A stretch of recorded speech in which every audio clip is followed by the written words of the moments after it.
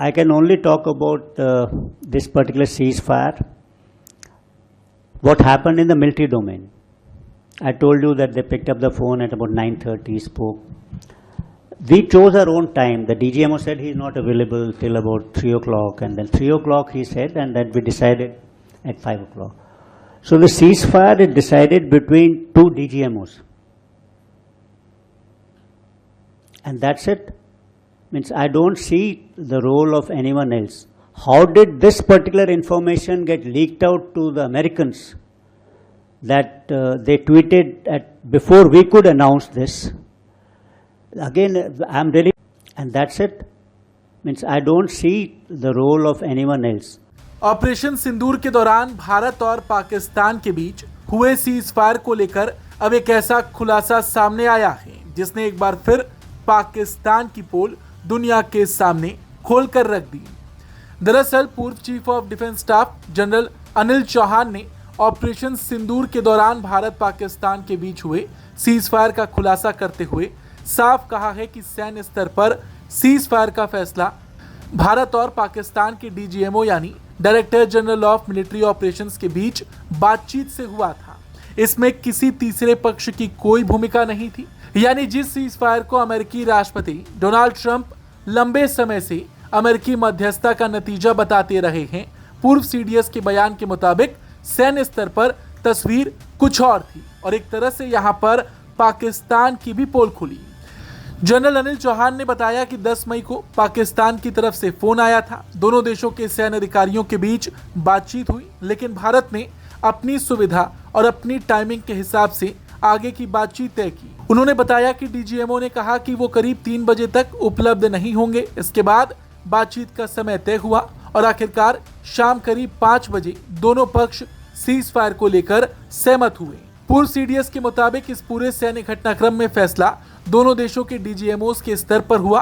उन्होंने साफ शब्दों में कहा कि उन्हें इसमें किसी और की भूमिका नजर नहीं आती। I can only talk about this particular ceasefire. What happened in the military domain? I told you that they picked up the phone at about 9:30, spoke. We chose our own time. The DGMO said he's not available till about 3 o'clock, and then 3 o'clock he said, and then we decided at 5 o'clock. So the ceasefire is decided between two DGMOs. And that's it. Means I don't see the role of anyone else. How did this particular information get leaked out to the Americans that they tweeted before we could announce this? Again, I'm really, and that's it. Means I don't see the role of anyone else.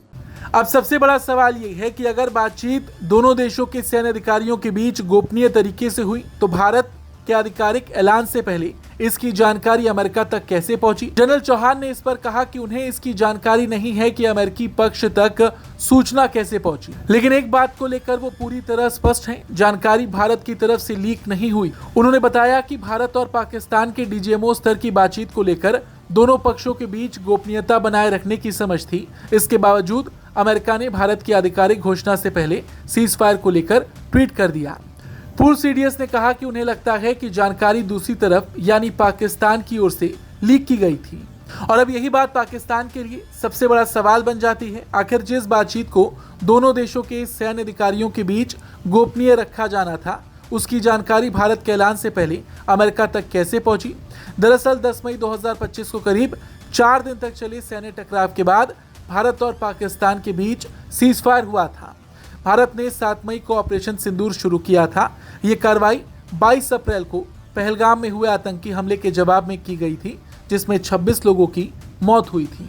हालांकि भारत की कार्रवाई के सिर्फ 4 दिनों के अंदर ही पाकिस्तान घुटनों पर था और पाकिस्तान ने ही सामने से भारत के सामने अनुरोध किया था सीज फायर के लिए। लेकिन जब दोनों देशों के बीच सीज फायर की बात चल रही थी, तब पाकिस्तान की ओर से ही अमेरिका को ये बातचीत लीक की गई और इसी के बाद अमेरिकी राष्ट्रपति डोनाल्ड ट्रंप का वो ट्वीट आया। तो कुल मिलाकर देखा जाए तो फैसला भारत ने पाकिस्तान के अनुरोध पर किया, लेकिन पाकिस्तान ने हमेशा की तरह यहाँ भी गद्दारी की और गोपनीय बातचीत को अमेरिका के सामने लीक कर दी और यही वजह थी कि अमेरिकी राष्ट्रपति ने भारत के ऐलान से पहले खुद एक ट्वीट कर इस सीज़फायर की जानकारी दुनिया को दी। पाकिस्तान की इस हरकत पर आपका क्या कुछ कहना है, कमेंट करके अपनी राय जरूर दें। Bureau report, Bharat.